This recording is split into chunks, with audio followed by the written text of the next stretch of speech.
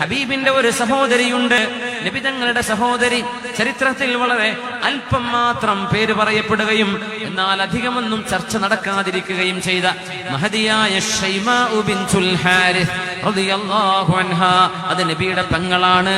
എങ്ങനെയെന്ന് വെച്ചാൽ ഹബീബ് പാല് കുടിച്ചത് ഹലീമ ബീവിയുടെ പാലാണ്. ഹലീമ ബീവി നബി തങ്ങളുടെ ഫോസ്റ്റർ മദറാണ്. നബി തങ്ങൾക്ക് പാല് കൊടുത്ത ഉമ്മയാണ്, റളാഅ ബന്ധമുള്ള ഉമ്മയാണ്. ഹലീമ ബീവിയുടെ പാല് കുടിച്ചവരാണ് ഷൈമാ ബിൻതുൽ ഹാരിസ് റളിയല്ലാഹു അൻഹാ. ത്വായിഫ് ജയിച്ചടക്കുകയാണ്.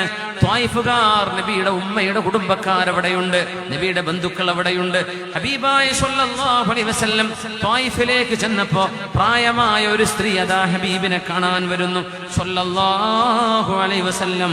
സ്വഹാബികൾ ചോദിച്ചു, മൻ തുരീദീൻ, നിങ്ങൾ ആരെയാണ് കാണേണ്ടത്? എന്തിനാണ് ആണുങ്ങൾക്കിടയിലേക്ക് നിങ്ങൾ വരുന്നത് എന്ന് ചോദിച്ചപ്പോ ഷൈമാ റളിയല്ലാഹു അൻഹ പറഞ്ഞു, ഷൈമാ ബീവി പറഞ്ഞു, ഇസ്മി, എന്റെ പേര് ഷൈമാ ബിൻതുൽ ഹാരിസ് എന്നാണ്. ആരാണ് നിങ്ങൾ? ഒന്നുകൂടെ പറയൂ, ആരാണ് നിങ്ങൾ? ഹബീബായ നബി തങ്ങളുടെയുമായുള്ള ബന്ധം അവര് പറയാൻ തുടങ്ങി. അന ഉഖ്തുഹു, ഞാൻ നബിയുടെ പെങ്ങളാണ്, ഹബീബിന്റെ സഹോദരിയാണ്. മിനർ റളാഅ, മുലകുടി ബന്ധമുണ്ട് ഞാനും നബിയും തമ്മിൽ. ഞാനും നബിയും ഒരാളുടെ പാല് കുടിച്ചിട്ടുണ്ട്, ഹലീമ ബീവിയുടെ റളിയല്ലാഹു അൻഹയുടെ. അതുകൊണ്ട് ഞാനും റസൂലും സഹോദരങ്ങളാണ്. അത് പറഞ്ഞപ്പോഴേക്കും സ്വഹാബിമാർ വഴി കൊടുക്കുകയായി. ഷൈമാ ബീവി അതാ വരുന്നു. റസൂലുള്ളാഹി സ്വല്ലല്ലാഹു അലൈഹി വസല്ലം തങ്ങൾ എഴുന്നേറ്റ് നിന്നു. ഷൈമാ ബീവിയെ കണ്ടപ്പോ ഒരുപാട് കാലമായി കണ്ടിട്ട് ഷൈമാ ബീവിയെ കെട്ടിപ്പിടിച്ചു. സന്തോഷം കൊണ്ട് കരഞ്ഞു. നമ്മൾ ഓർത്തു നോക്കൂ, കൊല്ലങ്ങളായി കണ്ടിട്ടില്ലാത്തൊരു സഹോദരനെ, ഒരു ഉടപ്പിറപ്പിനെ കണ്ടപ്പോഴുള്ള ഒരു സ്നേഹം ഹബീബ് കാണിച്ചു. ഷൈമാ ബീവിയെ കെട്ടിപ്പിടിച്ചു. നബി തങ്ങളത് പെങ്ങളാണ്, നബി തങ്ങൾക്ക് അനുവദനീയമാണ്. ഹബീബായ തങ്ങൾ കരഞ്ഞു. ഹബീബായ നബി അവരെ നബിയുടെ പരിശുദ്ധമായ ഒരു പുതപ്പ് വിരിച്ചിട്ടുണ്ട്, അവിടെ ഇരുത്തി മഹദി ബീവിയെ. എന്നിട്ട് ബീവി റളിയല്ലാഹു അൻഹയ്ക്ക് അവിടെ വെയിലുണ്ട്. ഹബീബായ നബി തങ്ങൾ ബീവിക്ക് വെയിൽ കൊള്ളാതിരിക്കാൻ അവർക്ക് കുട ചൂടിക്കൊടുത്തു. ഹബീബായ നബി തങ്ങൾ, നമ്മൾ ആരെങ്കിലും പെങ്ങളെ ഇങ്ങനെ നോക്കാറുണ്ടോ? സഹോദരിമാരെ ചിലപ്പോ നോക്കും, കല്യാണം കഴിഞ്ഞാൽ പിന്നെ അവരായി അവരുടെ പാടായി. അങ്ങനെയല്ല, സഹോദരി സഹോദരിയാണ്, സഹോദരൻ സഹോദരനാണ്. സ്നേഹബന്ധം സമ്പത്തിന്റെ പിന്നാലെയാവരുത്. പെങ്ങളും തന്നെ ആങ്ങളിൽ നിന്ന് എന്തെങ്കിലും കിട്ടണമെന്ന് വിചാരിച്ച് നടക്കരുത്. ആങ്ങളെ പെങ്ങളിൽ നിന്ന് വല്ലതും അടിച്ചു മാറ്റണമെന്ന് വിചാരിച്ച് ആങ്ങളെയും നടക്കരുത്. നമ്മുടെ സ്നേഹബന്ധം രണ്ട് തുണ്ട് ഭൂമിക്ക് വേണ്ടിയായി പോകരുത്. നമ്മുടെ സ്നേഹബന്ധം സമ്പത്തിന് വേണ്ടിയായി പോകരുത്, ആധാരത്തിന്റെ പേരിലായി പോകരുത്. നമ്മുടെ സ്നേഹത്തിന്റെ ആധാരം അല്ലാഹു തന്ന ഈമാനായിരിക്കണം, അല്ലാഹു തന്ന കുടുംബ ബന്ധമായിരിക്കണം. ആ കുടുംബ ബന്ധം ചേർത്തുമ്പോൾ ആയുസ്സിൽ ബറക്കത്തുണ്ടാകും, നമ്മുടെ ജോലിയിൽ ബറക്കത്തുണ്ടാകും, നമ്മുടെ ബിസിനസ്സിൽ ബറക്കത്തുണ്ടാകും. അതല്ലേ നമുക്കൊക്കെ വേണ്ടത്? റിസ്ഖിൽ ബറക്കത്തുണ്ടാവാൻ കാരണം സഹോദരങ്ങളോട്, സഹോദരിയോട്, എളാപ്പ മൂച്ചാപ്പയോട്, അമ്മായിമാരോട്, പിതാവിന്റെ ബന്ധുക്കളോട്, ഉമ്മയുടെ ബന്ധുക്കളോട് അടുപ്പം കാണിക്കണം, സ്നേഹം കാണിക്കണം. സഹായിക്കാൻ പറ്റുന്നവർ സഹായിക്കുകയും വേണം. മഹദി റളിയല്ലാഹു അൻഹ ഷൈമാ ബീവിയോട് അല്ലാഹുവിന്റെ റസൂൽ പറയുന്നു, തുരീദീനൽ ഹയാത മഈ, ഷൈമാ എന്റെ കൂടെ ജീവിക്കുന്നോ? എന്റെ കൂടെ ജീവിക്കുന്നോ? മദീനയിൽ താമസിക്കുന്നോ? ഔ തുരീദീന അഹ്ലകി, അതല്ല ത്വായിഫിൽ തന്നെ നിങ്ങൾ താമസിക്കുകയാണോ? ഹലീമ ബീവിയുടെ നാട് ത്വായിഫാണ്. ഹലീമ ബീവി റളിയല്ലാഹു അൻഹ ഹബീബായ നബി തങ്ങൾക്ക് മുല കൊടുത്ത സ്ഥലം അവിടെയാണ്. ഷൈമാ ബീവി ത്വായിഫിലാണ് താമസം. ഷൈമാ, നിങ്ങൾ മദീനത്തോട്ട് വരുന്നുണ്ടോ എന്റെ കൂടെ? അതല്ല, നിങ്ങൾ ഇവിടെ താമസിക്കുകയാണോ നിങ്ങളുടെ മക്കളോടുകൂടെ?